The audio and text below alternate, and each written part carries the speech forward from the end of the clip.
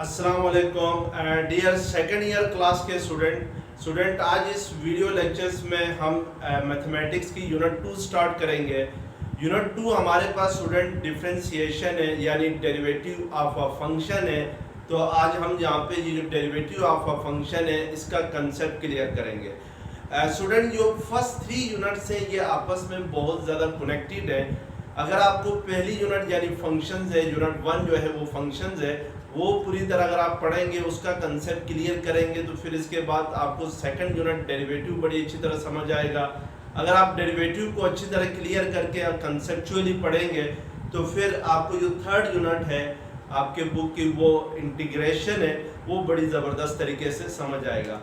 तो स्टूडेंट इसलिए मेरी कोशिश यहाँ पे ये होती है कि मैं आपके कंसेप्ट क्लियर कराऊँ। जो सेकेंड ईयर की मैथमेटिक्स है वो कंसेप्चुअल बेस है ज़्यादातर, तो इसलिए कोशिश करें कि जो भी चीज़ आप पढ़ें तो पहले उसको जो क्वेश्चन करेंगे तो पहले उसका कंसेप्ट क्लियर करने के बाद अगर कोई क्वेश्चन अटेम्प्ट करेंगे तो वो बहुत इजी होगा। तो स्टूडेंट यूनिट 1 में हमने कुछ रिमाइंड करने हैं यूनिट 2 के अंदर कुछ टॉपिक्स हैं, पहले मैं इनको रिमाइंड कराऊंगा जो कि आपने यूनिट 1 के अंदर पढ़े हैं। सबसे पहले हम देखेंगे स्टूडेंट के फंक्शंस क्या होते हैं। जो हमारे आज के आउटलाइंस हैं लेक्चर्स के, वो सबसे पहला है फंक्शन। सेकंड टॉपिक हमारे पास ये होगा स्टूडेंट के फंक्शन के अंदर इंडिपेंडेंट वेरिएबल किससे कहते हैं। इसी तरीके से थर्ड टॉपिक ये होगा कि डिपेंडेंट वेरिएबल क्या होता है किसी फंक्शन में। और फोर्थ टॉपिक ये है कि स्टूडेंट के इंक्रीमेंट इन इंडिपेंडेंट वेरिएबल जिसको हम डेल्टा एक्स से रिप्रेजेंट करते हैं ये किससे कहते हैं। इसी तरीके से इंक्रीमेंट इन डिपेंडेंट वेरिएबल जिसको हम डेल्टा वाई से रिप्रेजेंट करते हैं और ये क्या होता है। फिर 6 है student average rate of change क्या होती है। फिर 7 है इंस्टेंटेनियस रेट ऑफ चेंज किससे कहते हैं। और थर्ड 8th है आपने डेरिवेटिव किससे कहते हैं ये देखना है। तो सबसे पहले स्टूडेंट हमारे पास फंक्शन है कि फंक्शन कहते किसको है, और ये आपने यूनिट 1 के अंदर स्टूडेंट पढ़ा है, मैं ज़्यादा तफसील में नहीं जाऊंगा। यानी किसी भी फंक्शंस को जनरल फॉर्म में हम स्टूडेंट लिखते थे y is equal to F of x. Student ये जो फंक्शन है y is equal to F of x में दो वेरिएबल यूज हो रहे हैं, एक है y और दूसरा है x है। ये जो x है स्टूडेंट यहाँ पे एफ ऑफ एक्स में x जो है ये इंडिपेंडेंट वेरिएबल कहलाता है। x is independent variable. और इसके साथ स्टूडेंट जो y है x को इन अदर वर्ड्स आप student domain of the function भी कहते हैं, या ये जो इंडिपेंडेंट वेरिएबल्स की जो वैल्यूज होती हैं उनको हम डोमेन ऑफ द फंक्शन भी कहते हैं, domain of F of x. इसी तरीके से स्टूडेंट जो सेकंड वेरिएबल y आ रहा है ये डिपेंडेंट वेरिएबल होता है, या इसको आप कहते हैं रेंज ऑफ द फंक्शन भी कहते हैं। यानी ये क्या होता है डिपेंडेंट वेरिएबल और रेंज ऑफ द फंक्शन, इसको रेंज ऑफ द फंक्शन भी कहा जाता है, range of F of x भी कहा जाता है। अब यहाँ पे स्टूडेंट x को इंडिपेंडेंट वेरिएबल इसलिए कहते हैं कि x की वैल्यू हम खुद से असाइन कर सकते हैं, यानी x की वैल्यू रियल नंबर में से किसी नंबर को भी हम क्या कर सकते हैं चूज कर सकते हैं। इसमें हम आज़ाद हैं x की वैल्यू चूज करने में, इसलिए ये इंडिपेंडेंट वेरिएबल कहलाता है। लेकिन जो y की वैल्यू होगी स्टूडेंट वो डिपेंड करेगी कि x की वैल्यू आपने क्या चूज की है, तो इसलिए y को हम क्या कहते हैं डिपेंडेंट वेरिएबल कहते हैं। लेट्स सपोज स्टूडेंट मैं आपके सामने एक फंक्शन लिखता हूँ y is equal to x plus 4। यहाँ पे स्टूडेंट इस फंक्शन को अगर इसके साथ कंपेयर करें तो एफ ऑफ एक्स की जगह आपके पास जो फंक्शन है वो क्या है x प्लस 4 है, x plus 4 is the function. और student y is equal to x plus 4 में जो x होगा ये आपके पास इंडिपेंडेंट वेरिएबल है, और जो इसके करस्पॉन्डिंग जो y है स्टूडेंट वो आपके पास क्या है डिपेंडेंट वेरिएबल है। अब x की वैल्यू मैं खुद से चूज कर सकता हूँ स्टूडेंट। लेट्स सपोज अगर मैं x की वैल्यू चूज करता हूँ 5, यानी x 5 अगर मैं चूज करूँ तो फिर y किसके इक्वल होगा, y इक्वल होगा 5 प्लस 4 यानी 9 के इक्वल होगा। यानी जो y की वैल्यू आएगी when x is equal to 4 then y is equal to क्या आ जाएगा 9 आ जाएगा। तो यानी 5 प्लस 4 क्या होता है, इधर x की जगह हम क्या पुट करेंगे, 5 पुट करेंगे, तो फिर y की वैल्यू क्या आएगी, 5 प्लस 4 इज इक्वल टू 9 आएगी। अब यहाँ पे देखें स्टूडेंट, x की वैल्यू तो हमने खुद से चूज की, इट मींस कि x इज इंडिपेंडेंट वेरिएबल, लेकिन जो उसके करस्पॉन्डिंग जो y की वैल्यू आ गई है वो डिपेंड कर रही है कि आपने x क्या चूज किया है। यानी y की वैल्यू 9 आई है तो ये x के मुताबिक आई है। फर्ज करें अगर मैं x लेट्स सपोज 10 लेता हूं तो फिर y मेरे पास क्या होगा, ये 10 प्लस 4 यानी 14 होगा। यानी x की अगर वैल्यू 10 होती है तो y की वैल्यू क्या होगी, 14 होगी। यहाँ पे स्टूडेंट जो पहले मैंने x की वैल्यू चूज की है इसको लेट्स सपोज मैं x1 का नाम देता हूँ फर्स्ट वैल्यू, और जो second value x is equal to 10 choose किया है इसको मैं क्या नाम देता हूँ, x2 इज इक्वल टू 10। अब यहाँ पर x1 के करस्पॉन्डिंग जो y की वैल्यू आ गई है 9, इसको मैं y1 का नाम देता हूं, और x2 के करस्पॉन्डिंग जो y की वैल्यू आ गई है यानी 14, इसको हम क्या कहते हैं, y2 कहते हैं। तो स्टूडेंट ये क्या होता है, आपके पास इंडिपेंडेंट और डिपेंडेंट वेरिएबल होता है। थर्ड चीज हमने ये समझनी है कि जो इंक्रीमेंट इन इंडिपेंडेंट वेरिएबल जिसको हम डेल्टा x से रिप्रेजेंट करते हैं स्टूडेंट, ये वाला जो सिंबल है स्टूडेंट, ये सिंबल इसको पढ़ा जाता है डेल्टा पढ़ा जाता है, और डेल्टा का मतलब होता है स्टूडेंट चेंज, यानी चेंज तब्दीली को कहते हैं, चेंज तब्दील होना, यानी जहां पर x की वैल्यूज क्या होती रही है, चेंज हो रही है, तो इसलिए इसको डेल्टा x कहेंगे। या इसको स्टूडेंट इस डेल्टा को हम लोग इस सिंबल से भी रिप्रेजेंट करते हैं। ये वाला जो सिंबल है ये भी किस चीज के लिए यूज होता है, डेल्टा के लिए यूज होता है। तो डेल्टा मींस क्या, चेंज है। लेट्स सपोज यहाँ पे स्टूडेंट हम देखते हैं कि डेल्टा x किसके इक्वल होगा इस एग्जांपल के अंदर। डेल्टा x स्टूडेंट जो इक्वल होगा वो आपके पास, यानी जब भी हम चेंज निकालते हैं तो फाइनल माइनस इनिशियल करते हैं, यानी दोनों वैल्यूज में जो डिफरेंस होगा, जो मैंने x की दो वैल्यूज ली हुई है x1 और x2, इन दोनों वैल्यूज में जो डिफरेंस होगा वो क्या कहलाएगा, वो आपके पास डेल्टा x कहलाएगा। अब यहाँ पे देखिए स्टूडेंट जो डेल्टा x है वो किसके इक्वल है, 10 माइनस 5 है, यानी x2 आपके पास 10 है, x1 5 है, तो 10 माइनस 5 किसके इक्वल होगा, 5 के इक्वल होगा।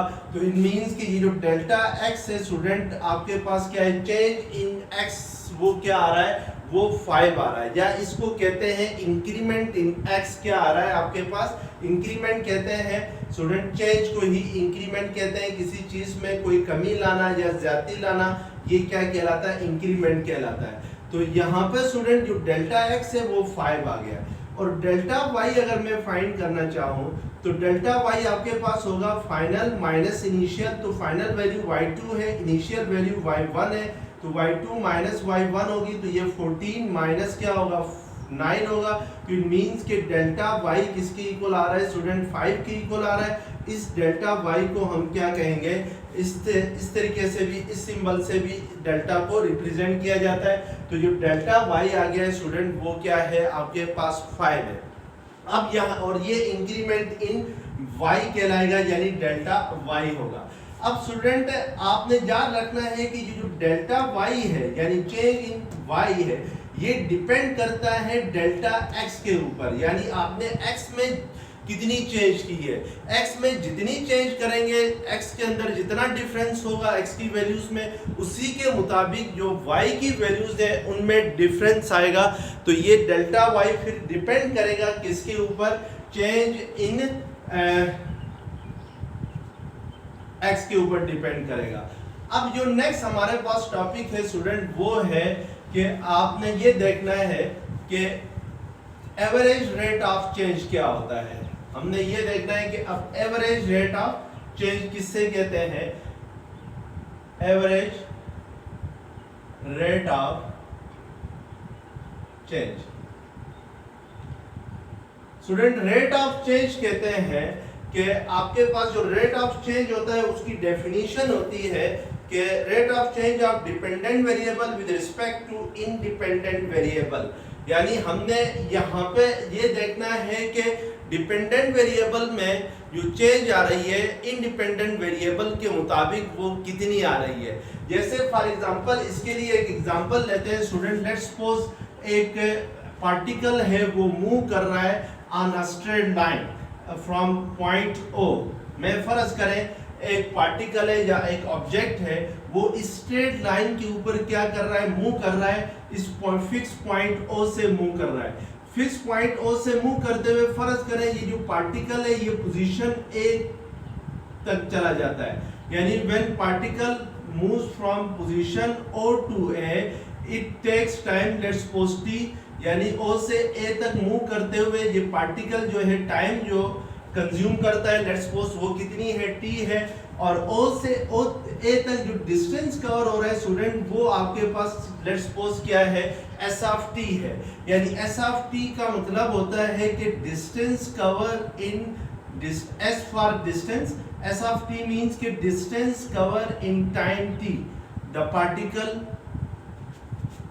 Distance cover in time T, यानी जो पार्टिकल है वो डिस्टेंस कवर कर रहा है किसमें, टाइम T में। O से A तक जो डिस्टेंस कवर कर रहा है वो कितना कर रहा है, वो S ऑफ T कर रहा है। लेट्स सपोज स्टूडेंट ये जो पार्टिकल है ये A से A पे रुकता नहीं है बल्कि ये आगे पॉइंट B तक जाता है। अब O से पॉइंट B तक पार्टिकल को जाने में जो वक्त लगता है, जो टाइम लगता है, लेट्स सपोज हम कहते हैं कि वो टाइम क्या लगता है, T1 लगता है। और O से लेकर B तक जो पार्टिकल डिस्टेंस कवर कर रहा है, लेट्स सपोज उसको हम S ऑफ T1 कहते हैं। क्या कह देते हैं, S ऑफ T1 कह देते हैं, the distance from point O to B covered by the particle. अब स्टूडेंट जरा मैं ये फाइंड करना चाहूँ कि what is the distance between A and B, यानी A और B के दरमियान जो पार्टिकल ने कितना डिस्टेंस कवर किया है और कितना टाइम लगा है, यानी पार्टिकल को A से B तक मूव करने में कितना टाइम लगा है और कितना डिस्टेंस कवर किया है। तो सबसे पहले देखें स्टूडेंट, O से B तक जो पार्टिकल टाइम गेन कर रहा है वो कितना टाइम ले रहा है, T1 टाइम ले रहा है। तो और O से A तक जो टाइम वो ले रहा है वो कितना ले रहा है, T ले रहा है। इट मींस कि A से B तक जो टाइम होगा वो कितना होगा, T1 माइनस T होगा। यहाँ पे स्टूडेंट T1 माइनस T इसलिए होगा, लेट्स सपोज अगर मैं आपसे कहता हूँ कि O से B तक पार्टिकल जो है वो 6 सेकंड में पहुंच जाता है O से B तक, और जो टाइम टेक कर रहा है from O to A, let's suppose मैं कहता हूँ कि वो 2 सेकंड है। तो फिर जो A से B तक टाइम लगेगा पार्टिकल को मूव करने के लिए वो कितना होगा आपके पास, हम इस 6 सेकंड में से इस 2 सेकंड को क्या कर देंगे, माइनस कर देंगे, तो वो आपके पास क्या आ जाएगा, 4 सेकंड आएगा। इट मींस कि A से B तक जो टाइम हम फाइंड करते हैं वो कैसे फाइंड करते हैं, वो T1 माइनस T करें तो ये आपके पास क्या होगा, time taken by the particle to move from the point A to B।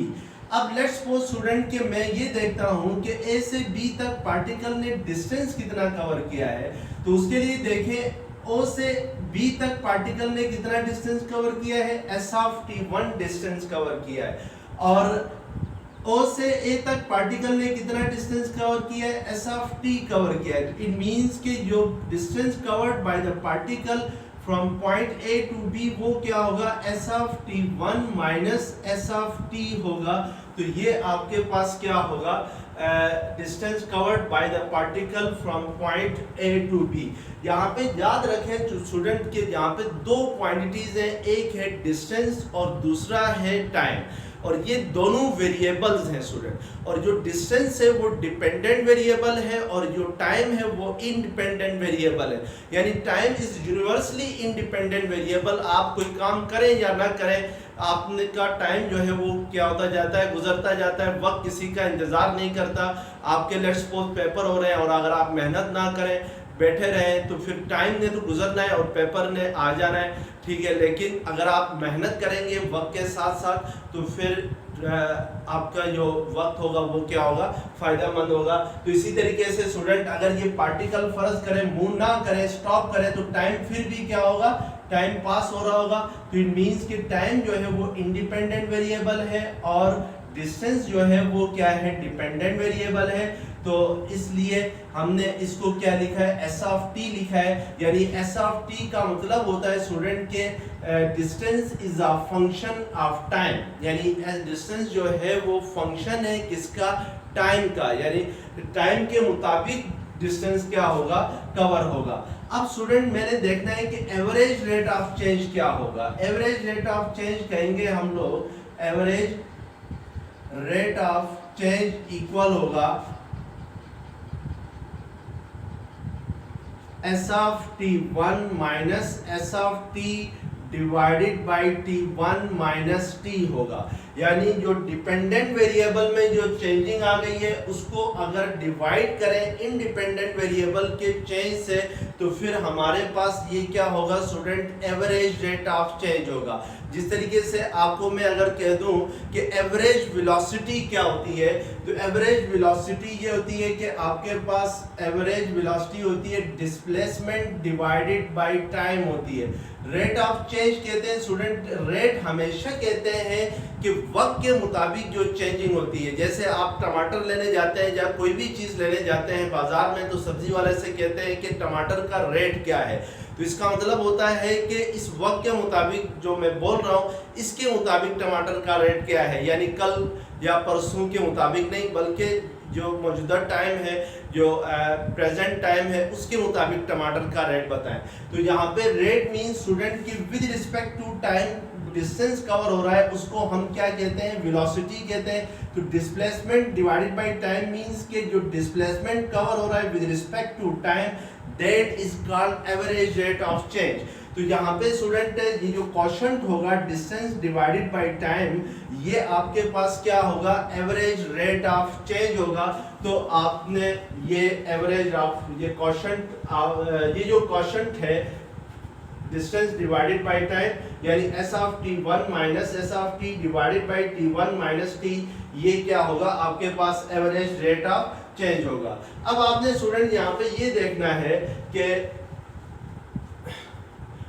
Instantaneous rate of change क्या होता है। Instantaneous rate of change find करने से पहले स्टूडेंट यहाँ पे देखें आप, इंक्रीमेंट इन एक्स, जो इंडिपेंडेंट वेरिएबल में इंक्रीमेंट होता था उसको हम किससे रिप्रेजेंट करते थे, डेल्टा एक्स से रिप्रेजेंट करते थे, और इंक्रीमेंट इन y को हम किससे रिप्रेजेंट करते थे, डेल्टा y से रिप्रेजेंट करते थे।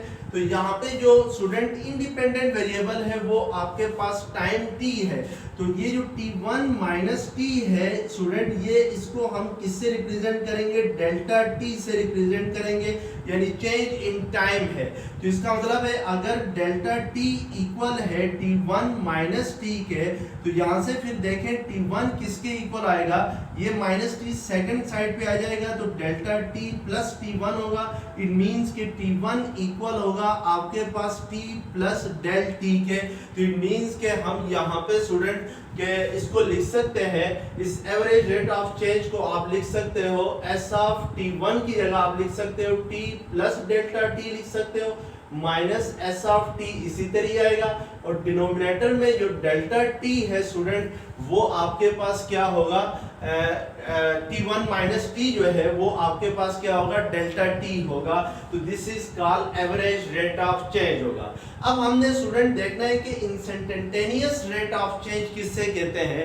इंस्टेंटेनियस कहते हैं स्टूडेंट एक इंस्टेंट को, इंस्टेंट मींस अगर उर्दू में कहें तो एक लम्हे को कहते हैं, और लम्हे में जो टाइम होता है स्टूडेंट वो बहुत ज़्यादा शॉर्ट होता है। जैसे आप कहते हैं कि एक लम्हा गुजरा था कि ये वाक़या हुआ है, एक लम्हे में ये इवेंट हुआ है, तो इट मीन्स कि बहुत शॉर्ट टाइम में कोई इवेंट अगर होता है तो उसको कहते हैं इंस्टेंटेनियस। अब अगर हम यहाँ पे ये देखना चाहते हैं कि इंस्टेंटेनियस रेट ऑफ चेंज क्या है, तो इट मीन्स कि उसके लिए हमने स्टूडेंट जो डेल्टा टी है, यानी जो चेंज इन टाइम है, जो टाइम का डिफरेंस है, उसको बहुत ज़्यादा शॉर्ट करना है। बहुत शॉर्ट करके कितना कर सकते हैं स्टूडेंट के वो जीरो को अप्रोच करा सकते हैं, लेकिन जीरो नहीं हो सकता। यानी जैसे मैं अगर फर्ज करें इधर लिमिट अप्लाई करता हूं, limit delta T approaches to zero S of T plus del T minus S of T divided by del T. तो इधर मैंने क्या किया student, average rate of change में लिमिट अप्लाई की। लिमिट क्या अप्लाई की है कि डेल्टा टी को अप्रोच कराया जीरो को। Delta T approaches to zero means कि स्टूडेंट के डेल्टा टी जो टाइम में फर्क है, यानी जैसे फॉर एग्जांपल ये ए से बी तक जाने में अगर लेट्स सपोज 4 सेकंड लगते हैं पार्टिकल को, तो मैं अगर इस B को A के करीब कर दूं, यहाँ पर लेके आऊं, तो ये फिर B और A एक दूसरे के नजदीक हो जाएंगे, तो टाइम फिर क्या लगेगा, कम लगेगा। लेट्स सपोज 2 सेकंड लगेगा A से B तक पार्टिकल को जाने में। टाइम जो T1 माइनस T है यहाँ पे, वो क्या होगा 2 सेकंड होगा।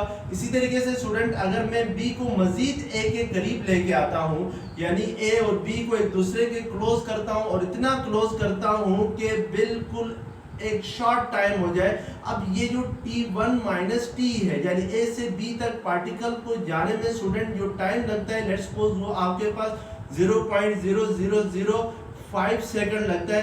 तो अब यहाँ पे देखें टाइम क्या होता जा रहा है, पार्टिकल को A से B तक ले जाने में टाइम शॉर्ट होता जा रहा है, यानी जो डेल टी है वो क्या होता जा रहा है, कम होता जा रहा है। और कम होते होते कितना हो सकता है स्टूडेंट, कि जीरो के करीब तरीन हो सकता है, लेकिन जीरो के इक्वल नहीं हो सकता। टाइम कभी भी जीरो नहीं होगा।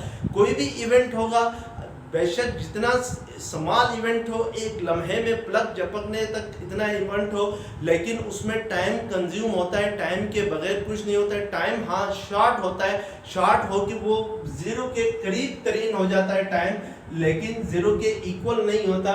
तो इसको मैथमेटिकली हम क्या लिखते हैं, delta T approaches to zero, यानी जो नीचे डेल्टा टी है, डिफरेंस इन जो टाइम है, वो क्या हो रहा है आपके पास जीरो को अप्रोच कर रहा है। और तो अगर स्टूडेंट की डेल्टा टी को हम अप्रोच कराएं जीरो को, यानी बहुत शॉर्ट टाइम ले ले, तो फिर जो एवरेज रेट ऑफ चेंज थी स्टूडेंट, वो आपके पास क्या हो जाएगी, ये आपके पास एवरेज रेट ऑफ चेंज है। ये जो क्वेश्चन है डिस्टेंस डिवाइडेड बाय टाइम, ये एवरेज रेट ऑफ चेंज है स्टूडेंट। जैसे ही स्टूडेंट हम लिमिट अप्लाई करते हैं, लिमिट क्या अप्लाई करते हैं, delta T approaches to zero, तो ये जो आपके पास रेट ऑफ चेंज होगी, ये इंस्टेंटेनियस रेट ऑफ चेंज होगी। जो इंस्टेंटेनियस रेट ऑफ चेंज होती है स्टूडेंट, वो इंस्टेंटेनियस कहते हैं इंस्टेंट को, लम्हे को कहते हैं, और ये आपके पास क्या कहलाएगी, इंस्टेंटेनियस रेट ऑफ चेंज होगी।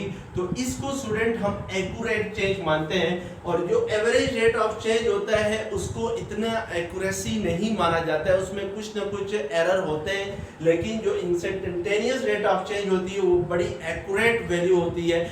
ये अब स्टूडेंट हमारे पास जो नेक्स्ट टॉपिक है वो है कि डेरिवेटिव क्या होता है, हमने ये देखना है। तो आइए देखते हैं कि डेरिवेटिव की बेसिक डेफिनेशन क्या होती है, ये हमने देखना है student.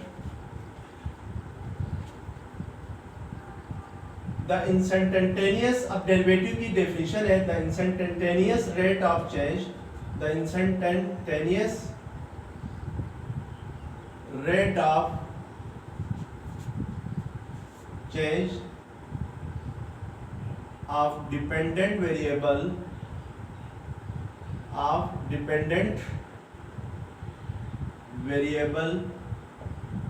with respect to independent variable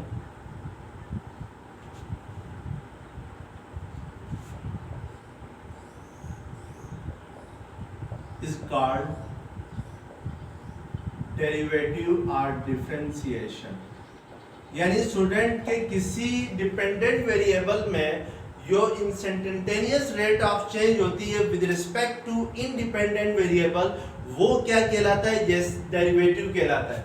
जैसे स्टूडेंट यहाँ पर नोमिनेटर में आपके पास s of T plus del T minus S of t है, तो ये आपके पास डिपेंडेंट वेरिएबल है, यानी डिस्टेंस है। और डिनोमिनेटर में आपके पास डेल्टा टी है, और डेल्टा टी पे लिमिट लगी है कि डेल्टा टी किसको अप्रोच कर रहा है, जीरो को अप्रोच कर रहा है।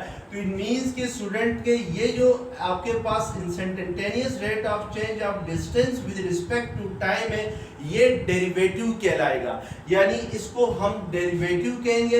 और डेरिवेटिव को स्टूडेंट रिप्रेजेंट किया जाता है, इट इज रिप्रेजेंटेड बाय, अगर आपके पास लेट्स सपोज फंक्शन है y is equal to F of X है, तो y is equal to F of x में स्टूडेंट y जो है वो डिपेंडेंट वेरिएबल है, x जो है वो इंडिपेंडेंट वेरिएबल है, तो हम डेरिवेटिव को रिप्रेजेंट करते हैं dy बाई dx से रिप्रेजेंट करते हैं, या स्टूडेंट हम इसको रिप्रेजेंट करते हैं f डैश ऑफ x से भी रिप्रेजेंट किया जाता है, कि डेरिवेटिव को f डैश ऑफ x से भी रिप्रेजेंट किया जाता है और dy बाई dx से भी रिप्रेजेंट किया जाता है। तो इट मींस कि स्टूडेंट यहाँ पे dy बाई dx का मतलब है कि instantaneous rate of change of dependent variable with respect to independent variable.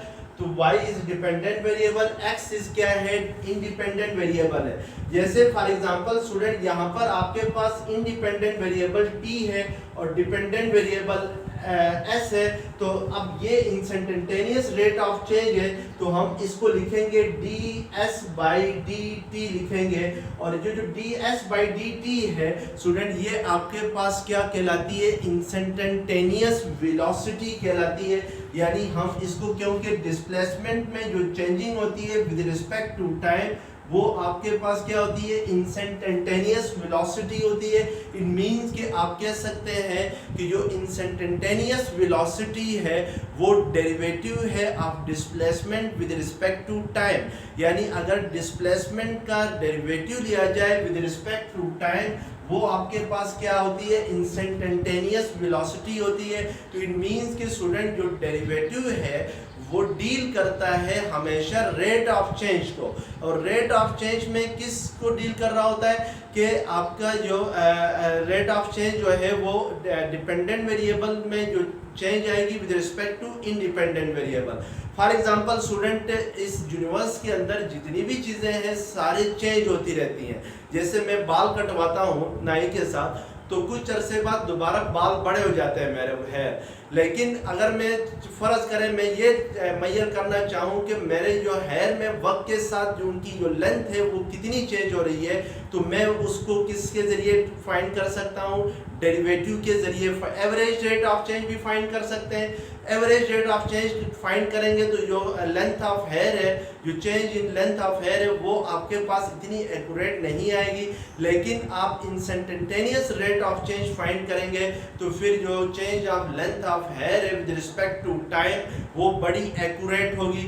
यानी किसी भी चीज़ के अंदर एक लम्हे में जो चेंज आती है स्टूडेंट वो आपके पास क्या कहलाता है, डेरिवेटिव कहलाता है। जैसे हमारी एज है, हमारी उम्र है, वक्त के साथ साथ क्या होती जा रही है, तब्दील होती जा रही है, और हमारी फिजिक्स भी उसके साथ क्या होती है, चेंज होती है। बच्चे होते हैं, बड़े होते हैं, बूढ़े होते हैं, तो इट मीन्स कि आपकी फिजिक्स भी वक्त के साथ क्या हो रही है, चेंज हो रही है। अगर आप ये फाइंड करना चाहें कि एक लम्हे के अंदर, एक इंस्टेंट में आपकी बॉडी में क्या चेंजिंग आ रही है, तो वो क्या होती है, वो आपके डेरिवेटिव फाइंड कर सकता है। इट मीन्स कि डेरिवेटिव डील करता है इंस्टेंटेनियस रेट ऑफ चेंज को डील करता है स्टूडेंट।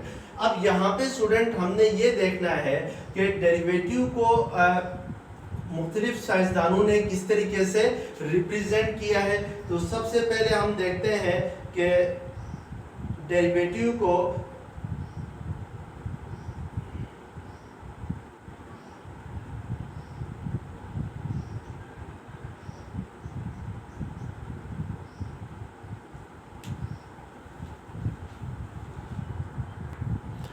तो स्टूडेंट डेरिवेटिव को लेबनीज ने रिप्रेजेंट किया था। जो नोटेशन यूज हुई है यहाँ पे मैं फर्स्ट कॉलम में वो साइंटिस्ट हैं जिन्होंने डेरिवेटिव की नोटेशन यूज की है। लेबनीज ने स्टूडेंट डेरिवेटिव को dy बाई dx से रिप्रेजेंट किया था या df बाई dx से रिप्रेजेंट किया था, और हम ज़्यादातर स्टूडेंट यहाँ पे आपकी बुक में जो रिप्रेजेंटेशन, जो नोटेशन यूज़ करेंगे वो dy बाई dx यूज़ करेंगे या f dash of x use करेंगे। ये दोनों नोटेशन ज़्यादा यूज़ करेंगे। इसी तरीके से न्यूटन ने स्टूडेंट डेरिवेटिव को f ऑफ x से रिप्रेजेंट किया था, और लेग्रांज ने डेरिवेटिव को f डैश ऑफ x से रिप्रेजेंट किया था, और कॉशी ने डेरिवेटिव को d of f of x से रिप्रेजेंट किया था, और इसको पढ़ते हैं derivative of f of x। और ये बात भी याद रखें स्टूडेंट, जो डेरिवेटिव का कंसेप्ट सबसे पहले जिस साइंटिस्ट ने दिया था वो आपके पास था सर आइजैक न्यूटन था। ये 17 सेंचुरी यानी 1642 से लेकर 1727 तक ये बंदा जिंदा रहा है। इसमें उसने डेरिवेटिव को जो रेट ऑफ चेंज है, जो इंस्टेंटेनियस रेट ऑफ चेंज है, उसका क्या दिया था, कंसेप्ट दिया था। और इसके बाद student Gottfried William Wilhelm Lebanese ने इसका कंसेप्ट दिया था, लेकिन इन दोनों ने इंडिविजुअली वर्क किया था डेरिवेटिव के ऊपर, कोई कंबाइंड वर्क नहीं किया था। और जो लेबनीज था उसने 1646 टू 1716 में ये डेरिवेटिव का कंसेप्ट दुनिया को दिया था। और जब ये डेरिवेटिव का कंसेप्ट दिया है तो साइंस के अंदर स्टूडेंट एक रेवोल्यूशंस आ गई। और जो रेट ऑफ चेंज है उसके बाद आपने वेलोसिटी को, एक्सेलरेशंस को डिफाइन करना स्टार्ट किया। जैसे स्टूडेंट अगर आपसे कोई पूछता है व्हाट इज एक्सेलरेशन, तो एक्सेलरेशन आपने उसकी डेफिनेशन बड़ी पढ़ी है कि acceleration is the rate of change of velocity is called acceleration. तो इसको हम इस तरीके से भी कह सकते हैं स्टूडेंट के derivative of velocity with respect to time is called acceleration, या कह सकते हैं कि derivative of rate of derivative of velocity, हाँ बिल्कुल, derivative of velocity with respect to time is called acceleration. इसी तरीके से अगर आपसे कोई पूछता है कि what is the instantaneous velocity, तो आप उसको कह सकते हैं कि derivative of displacement with respect to time is called instantaneous velocity. अब यहाँ पे स्टूडेंट डेरिवेटिव फाइंड करने के लिए हमने एक प्रिंसिपल पढ़ना है जिसको हम कहते हैं डेरिवेटिव बाय डेफिनिशन कहते हैं, डेरिवेटिव बाय डेफिनिशन, या इसको student derivative by from first principle भी कहा जाता है। एक ही स्टेप्स है, कुछ स्टेप्स है स्टूडेंट जिन इन स्टेप्स को यूज करते हैं अगर आप किसी फंक्शंस का डेरिवेटिव फाइंड करते हैं तो इसको डेरिवेटिव बाय डेफिनिशन भी कहा जाता है या फ्रॉम फर्स्ट प्रिंसिपल भी कहा जाता है, फ्रॉम फर्स्ट प्रिंसिपल। यानी आपसे कहा जा सकता है कि find derivative from first principal, यानी आप डेरिवेटिव फाइंड करें फर्स्ट प्रिंसिपल को यूज करते हुए। अब डेरिवेटिव स्टूडेंट कहीं भी अगर क्वेश्चन आता है कि फाइंड डेरिवेटिव बाय डेफिनिशन, या आपके पास क्वेश्चन आता है find derivative from first principal, तो आपके पास उसके 4 स्टेप होते हैं। लेट्स सपोज अगर एक फंक्शन है y is equal to F of X है स्टूडेंट, इस function y is equal to F of x में जो x है वो आपके पास इंडिपेंडेंट वेरिएबल है। अगर फर्ज करें मैं x में कुछ चेंज करता हूँ स्टूडेंट, x में क्या चेंज करता हूँ कि x में डेल्टा x को प्लस करता हूँ, x प्लस डेल्टा x करता हूँ, यानी x को चेंज करके क्या किया, x प्लस डेल्टा x किया। तो अगर x में चेंज करेंगे तो उसके करस्पॉन्डिंग जो y की वैल्यू में चेंज आएगी उसको हम क्या लिखेंगे, y प्लस डेल्टा y लिखेंगे। तो ये आपके पास फर्स्ट स्टेप होगा स्टूडेंट। इसके बाद सेकंड स्टेप ये होता है कि स्टूडेंट आपने डेल्टा y फाइंड करना है। तो यहाँ से देखिए प्लस y जो है वो डेल्टा y के साथ प्लस हो रहा है, तो सेकंड साइड पे जाके क्या होगा, माइनस होगा। तो आपके पास f of x plus delta x किसके इक्वल आ जाएगा, सॉरी डेल्टा y किसके इक्वल आ जाएगा, f of x plus delta x minus y किसके इक्वल है स्टूडेंट, y इक्वल है f ऑफ x के। तो इसकी जगह हम क्या पुट कर सकते हैं, f of x, it means के डेल्टा y किसके इक्वल आ गया, आपके पास f of x plus delta x minus f of x के इक्वल आ गया। ये थर्ड स्टेप, ये सेकंड स्टेप हुआ। थर्ड स्टेप ये होता है स्टूडेंट कि आपने इस जो सेकंड स्टेप है उसके दोनों साइड पे डेल्टा x को डिवाइड करना है, यानी डेल्टा y और डेल्टा x होगा equal to f of x plus delta x minus f of x divided by delta x होगा। तो जो थर्ड सेकंड इक्वेशन जो थी उसकी दोनों साइड पे हमने डेल्टा x को क्या करना है स्टूडेंट, डिवाइड करना है। तो ये जो डेल्टा y और डेल्टा x आ गया है स्टूडेंट, ये आपके पास एवरेज रेट ऑफ चेंज है। अगर मैं इस पे लिमिट अप्लाई करता हूँ, लिमिट क्या अप्लाई करता हूँ, limit delta x approaches to 0 करता हूँ, यानी जो इंडिपेंडेंट वेरिएबल है, जैसा कि मैंने एग्जांपल में शो किया था इंडिपेंडेंट वेरिएबल, वहाँ पे क्या चीज़ था, टाइम था, तो हमने डेल्टा t अप्रोचेस टू 0 किया था। अब जनरली बात कर रहे हैं तो इंडिपेंडेंट वेरिएबल आपके पास क्या है, डेल्टा x अप्रोचेस टू 0 होगा, डेल्टा x है डेल्टा t की जगह, तो डेल्टा x को अप्रोच कराएंगे किसको, 0 को। तो ये f of x plus delta x minus क्या होगा, f ऑफ x होगा। और ये दोनों साइड पे स्टूडेंट आपने क्या करना है, डेल्टा x को अप्रोच कराना है 0 को, तो राइट हैंड साइड पे भी आपने क्या करना है, यही काम करना है। तो मैं ज़रा इसको मिटा देता हूँ ताकि जो फोर्थ स्टेप होगा स्टूडेंट, उसमें हमने क्या करना है कि इक्वेशन की दोनों साइड पे डेल्टा एक्स को अप्रोच कराना है जीरो को, तो इस साइड पे भी limit delta x approaches to zero del Y over del X होगा, और सेकंड साइड पे भी limit delta x approaches to zero F of X plus delta X minus क्या होगा, F of X divided by delta X होगा। अब यहाँ पे देखिए स्टूडेंट, जो इंडिपेंडेंट वेरिएबल के ऊपर जो लिमिट लगी है delta x approaches to zero, इस delta x approaches to zero की वजह से इसको हम क्या कहेंगे, इंस्टेंटेनियस रेट ऑफ चेंज कहेंगे।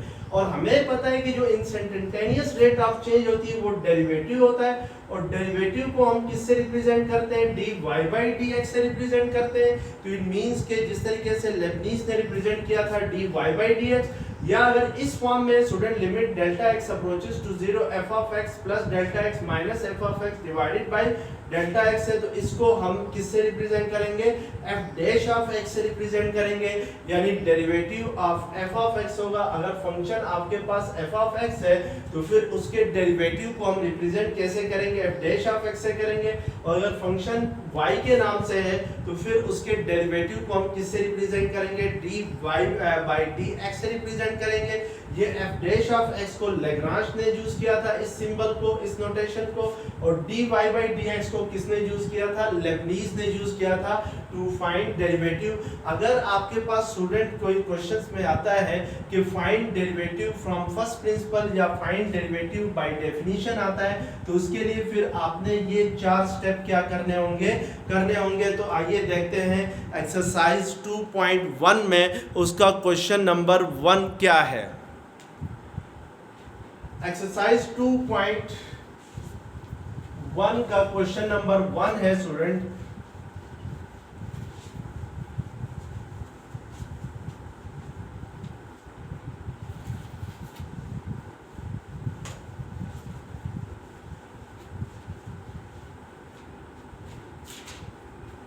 Find derivative by definition with respect to X है। आपने क्वेश्चन नंबर 1 करना है find derivative by definition, find derivative by definition, यानी बाय डेफिनेशन डेरिवेटिव फाइंड करना है। और इसका पार्ट 1 है स्टूडेंट के आपके पास जो y है वो या f ऑफ x जो है वो इक्वल है 2x² प्लस 1 के। अब यहाँ पे देखें स्टूडेंट, आपसे क्या है, फाइंड डेरिवेटिव बाय डेफिनेशन कह रहा है। अब अगर फाइंड डेरिवेटिव बाय डेफिनेशन कहे तो ऑब्वियसली आपने ये 4 स्टेप यूज करने हैं। फर्स्ट स्टेप होता है स्टूडेंट, आपने f ऑफ x, अगर आप इसको f ऑफ x कहेंगे तो फिर आपने f of x plus delta x find करना होगा। अगर आप इसको y कहेंगे तो फिर आपने क्या फाइंड करना होगा, y plus delta y find करना होगा। तो अब हमने यहाँ पे इस फंक्शन को 2x² प्लस 1 को f ऑफ x कहा है, तो इट मींस के फर्स्ट स्टेप के अंदर स्टूडेंट हमने f of x plus delta x find करना है। इसका मतलब है स्टूडेंट ये जो f ऑफ x है इसमें x की जगह आपने क्या रखना है, x प्लस डेल्टा x रखना है, यानी x को रिप्लेस करना है x प्लस डेल्टा x से। तो सेकंड साइड पे जो फंक्शन है 2x² प्लस 1, इसमें स्टूडेंट सिर्फ और सिर्फ x को आपने रिप्लेस करना है x प्लस डेल्टा x से। तो फिर आओ बाकी सारी चीजें इसी तरीके आएंगी, 2 एज इट इज आ जाएगा, x को हम रिप्लेस करेंगे x plus delta x whole square हो जाएगा सिर्फ इस x को, और प्लस 1 एज इट इज आ जाएगा। जैसे फॉर एग्जांपल स्टूडेंट आपके पास अगर फंक्शन है f of x is equal to 2x² plus 1 है, मैं कहता हूं व्हाट इज f ऑफ 2, यानी f ऑफ 2 फाइंड करें। तो इसके लिए आप क्या करते हैं कि x की जगह अगर आपने लेफ्ट हैंड साइड पे 2 रखा है तो सेकंड साइड पे बाकी सारी चीजें इसी तरह आएंगी, सिर्फ जो x है स्टूडेंट इसको हम रिप्लेस करेंगे 2 से, तो ये x² है तो 2² प्लस 1 होगा, तो ये 2 2 4 4 2 8 8 प्लस 1 क्या होता है, 9 होता है। तो इसी तरीके से यहाँ पर इस x की जगह आपने क्या रिप्लेस किया है, x प्लस डेल्टा x को रिप्लेस किया है, तो फिर जो राइट हैंड साइड है उसमें सिर्फ और सिर्फ x की जगह क्या लिखना होगा, x प्लस डेल्टा x लिखना होगा। तो ये आपके पास क्या आ जाएगा, फर्स्ट स्टेप आएगा। और अगर इसको आप सिंप्लीफाई करते हैं तो स्टूडेंट ये आपके पास आता है 2 into x plus delta x whole square को हम a plus b whole square के फार्मूले से एक्सपेंड करेंगे तो ये ए स्क्वायर प्लस 2ab प्लस बी स्क्वायर होता है। तो यहाँ पे ये आपके पास एक्स स्क्वायर है, ए स्क्वायर की जगह, ए की जगह एक्स है, बी की जगह क्या है डेल्टा एक्स है, तो इसको हम 2ab की जगह 2x इंटू डेल्टा एक्स आ जाएगा, प्लस बी स्क्वायर है तो बी स्क्वायर की जगह इधर क्वेश्चन में क्या है डेल्टा एक्स है, तो फिर यहाँ पे हम क्या लिखेंगे डेल्टा एक्स स्क्वायर लिखेंगे प्लस 1 एज इट इज आ जाएगा। अब अगर मजीद सिंप्लीफाई करते हैं तो ये 2x स्क्वायर प्लस 2 2 ज़र 4x delta x plus 2 delta x square plus क्या आ जाएगा 1 आ जाएगा। ये आपके पास किसकी वैल्यू आ गई student f of x plus delta x की वैल्यू आ गई। अब सेकंड स्टेप ये होता था कि स्टूडेंट आपने डेल्टा y फाइंड करना है, तो डेल्टा y किसके इक्वल होता था, या आपने फाइंड करना है f of x plus delta x minus f of x find करना है। इसका मतलब है स्टूडेंट आपने इस f ऑफ x को माइनस करना है, इसके साथ f of x plus delta x से माइनस करना है, यानी हमने f of x plus delta x minus f of x करना है।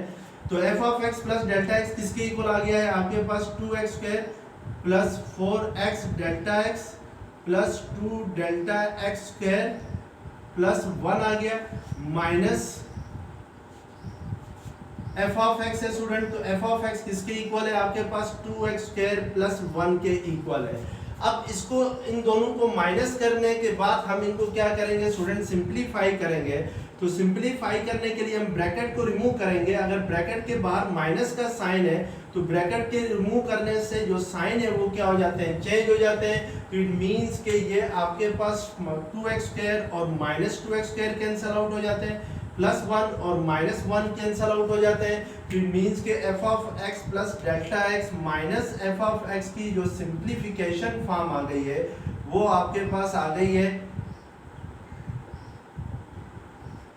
4x delta x plus 2 delta x square, ये आपके पास क्या आ गई है सिंप्लीफिकेशन फॉर्म आ गई है। अब नेक्स्ट स्टेप आपके पास थर्ड स्टेप होता है, वो ये होता है कि स्टूडेंट आपने डेल्टा y और डेल्टा x फाइंड करना है, यानी इक्वेशन की दोनों साइड पे क्या करना है डेल्टा x से डिवाइड करना है, या अगर आपके पास f of x plus delta x minus f of x की फॉर्म में है तो आपने दोनों साइड पे क्या करना है डेल्टा x से डिवाइड करना है। तो मैं ये स्टेप यहीं पे करता हूँ स्टूडेंट, मैं इक्वेशन की इस साइड पे भी डेल्टा x को डिवाइड करता हूँ और सेकंड साइड पे भी डेल्टा x को क्या करता हूँ डिवाइड करता हूँ, तो इससे कोई फर्क नहीं पड़ता है।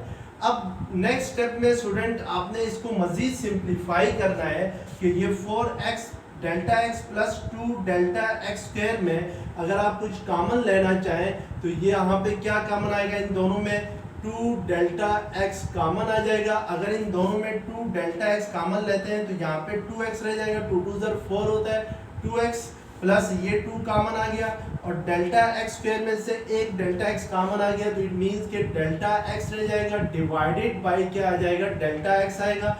तो यहाँ पे ये आपके पास लेफ्ट हैंड साइड होगी f of x plus delta x minus f of x divided bye क्या होगी डेल्टा x होगी। अब यहाँ पे स्टूडेंट ये डेल्टा x और ये डेल्टा x क्या हो जाएंगे कैंसिल हो जाएंगे। अब उससे जो अगला स्टेप है फोर्थ स्टेप बाय डेफिनेशन वो ये है कि स्टूडेंट आपने लिमिट अप्लाई करनी है। लिमिट क्या अप्लाई करनी है, limit delta x approaches to 0 del y by del x is equal to, इस साइड पे भी लिमिट अप्लाई करनी है, limit delta x approaches to 0 और इसको एज इट इज यहाँ पे लिखना है। तो इट मींस कि हम नेक्स्ट स्टेप के अंदर स्टूडेंट यहाँ पे लिमिट अप्लाई करेंगे। तो लिमिट अप्लाई कर लेते हैं इक्वेशन की दोनों साइड पे, तो ये होगा limit delta x approaches to 0 f of x plus delta x minus f of x होगा डिवाइडेड बाय डेल्टा x, और इस साइड पे limit delta x approaches to 0 2 into 2x plus delta x होगा। तो हमने दोनों साइड पे क्या की लिमिट अप्लाई की डेल्टा x अप्रोचेस टू 0। अब नेक्स्ट स्टेप में स्टूडेंट यहाँ पे देखें, ये जो है limit delta x approaches to 0 f of x plus delta x minus f of x divided by delta x है, ये इंस्टेंटेनियस रेट ऑफ चेंज है of dependent variable with respect to independent variable. तो इसको by Lagrange हम by definition of derivative ये क्या होगा, ये डेरिवेटिव होगा और इसको हम रिप्रेजेंट करेंगे किससे, एफ डैश ऑफ एक्स से रिप्रेजेंट करेंगे, या इसको अगर आप y की फॉर्म में लिखते हैं तो dy बाई डी एक्स से रिप्रेजेंट कर रहे होते हैं। अब सेकंड साइड पे स्टूडेंट आपने लिमिट अप्लाई करनी है, limit delta X approach to which is 0 2 into 2x plus delta X है, तो यहाँ पे 2 into 2x plus delta X किसको अप्रोच कर रहा है, 0 को अप्रोच कर रहा है, तो इट मींस के इस डेल्टा एक्स की जगह हम क्या पुट करेंगे, 0 पुट करेंगे, तो हमारे पास एफ डैश ऑफ एक्स क्या आ जाएगा, f dash of x equal आ जाएगा, ये 2x प्लस 0 2x ही होता है, और 2x को 2 से मल्टीप्लाई करें तो क्या आता है, 4x आता है। इट मींस के जो एफ डैश ऑफ x है यानी derivative of 2x square plus 1 जो है वो आपके पास किसके इक्वल होगा, 4x के इक्वल होगा। तो ये आपके पास क्या है, डेरिवेटिव है ऑफ गिवन फंक्शन। स्टूडेंट यहाँ तक आपने डेरिवेटिव के जो कंसेप्ट है वो आपने पढ़ लिए। तो नेक्स्ट वीडियो लेक्चर्स में इंशाल्लाह आप जो क्वेश्चन है एक्सरसाइज 2.1 के मज़ीद जो क्वेश्चन है वो करवा दूंगा। तो अगर आपको ये वीडियो लेक्चर्स पसंद आ गया है तो प्लीज़ चैनल्स को सब्सक्राइब कीजिएगा, और अगर कोई चीज़ समझ में नहीं आती है स्टूडेंट तो कमेंट्स में शेयर करें, तो इंशाल्लाह वो कन्फ्यूजन्स में दूर करने की कोशिश करूँगा। Thank you very much. अल्लाह हाफिज़।